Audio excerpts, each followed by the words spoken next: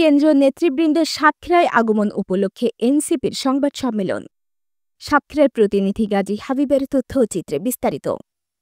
জাতীয় নাগরিক পার্টির নাহিদ ইসলাম, আক্তার হোসেন, হাসনাত আবদুল্লাহ, সার্জিস আলম, সামান্তা শারমিন ও ডাক্তার তাসনিম জারা সহ অন্যান্য নেতৃবৃন্দের সাতক্ষীরায় আগমন উপলক্ষে সংবাদ সম্মেলন অনুষ্ঠিত হয়েছে। বৃহস্পতিবার 10 জুলাই বিকেলে শহরের আলবারাকা শপিং সেন্টারের পিৎজা মিলান হলরুমে এ সংবাদ সম্মেলন অনুষ্ঠিত হয়।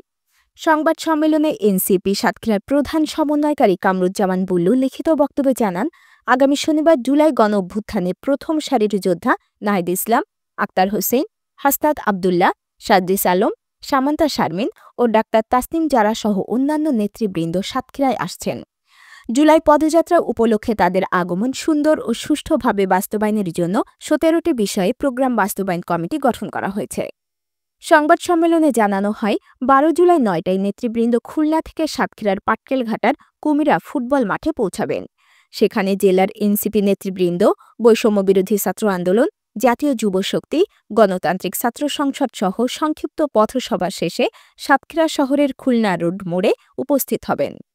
বেলা 11টায় খুলনা রোড মোড় শহীদ আসিফ চত্বরে প্রধান পথসভা অনুষ্ঠিত হবে। এখানে জুলাইয়ে আহত ও নিহত শহীদ পরিবারের সাথে কেন্দ্রীয় নেতৃবৃন্দের সাক্ষাৎ অনুষ্ঠিত হবে। আরও জানানো হয়, এনসিপির মুখ্য সমন্বয়ক নাসিরউদ্দিন পাটোয়ারি, যুগ্ম সমন্বয়ক আব্দুল হান্নান মাসুদ, আরিফুল ইসলাম আদিব ও নাহিদা সারোয়ার নিভা সহ 1.5 শতাধিক নেতৃবৃন্দ জুলাই পদযাত্রায় উপস্থিত থাকবেন। সংবাদ সম্মেলনে এনসিপি সাতক্ষীরার সদস্য সচিব আলহাজি শেখ আহসানুল্লাহ, সদস্য খাদিজা খাতুন চায়না, এনসিপির সদর উপজেলা প্রার্থী পলাশ হোসেন উপস্থিত ছিলেন।